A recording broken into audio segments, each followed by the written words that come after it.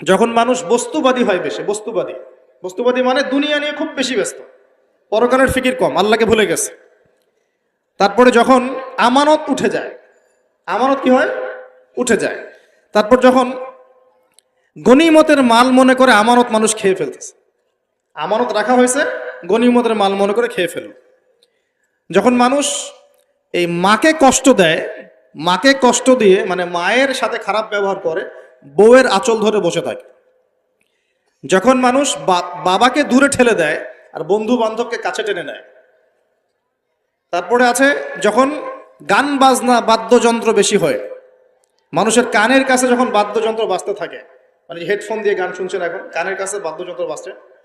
তারপর যখন মানুষ মাদকদ্রব্য বেশি সেবন করা শুরু করে, যখন জেনা বেশি বেড়ে যায়, অশ্লীলতা বেশি বেড়ে যায়, ব্যভিচার বেড়ে যায়, এই পাপগুলো যখন বেড়ে যায় এবং গায়িকা নর্তকীর যে সংখ্যা বেড়ে যায়, প্রতিটা কথা আরবি দিয়ে বলা আছে, আমি বলতে গেলে টাইম যেত, আমি শর্ট করে বললাম।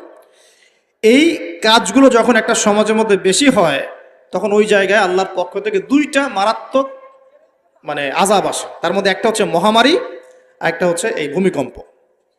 আর ভূমিকম্পের সাথে চলে আসে ভূমি ধস, মানে ভূমি ধসে যায় এবং চেহারার আকৃতি পরিবর্তন হয়। আর একটা কি, হ্যাঁ, গরম বাতাসের আযাব আসে। এই গরম বাতাসের আযাবটা এখনো আসে নাই, কিন্তু আমি শেষ জামার হাদিসগুলো টুকটাক গবেষণা করে মনে হচ্ছে অচিরে গরম বাতাসের একটা আযাব আসবে বিশ্বের দিকে। এবং নাসাও এটা নিয়ে গবেষণা করছে অলরেডি। সূর্যের মধ্যে অনেক রকম বিক্রিয়া হচ্ছে, তেজস্ক্রিয় বিক্রিয়া হচ্ছে ইত্যাদি, হিলিয়াম গ্যাসের অনেক বিস্ফোরণ হচ্ছে, এগুলোর ওয়ে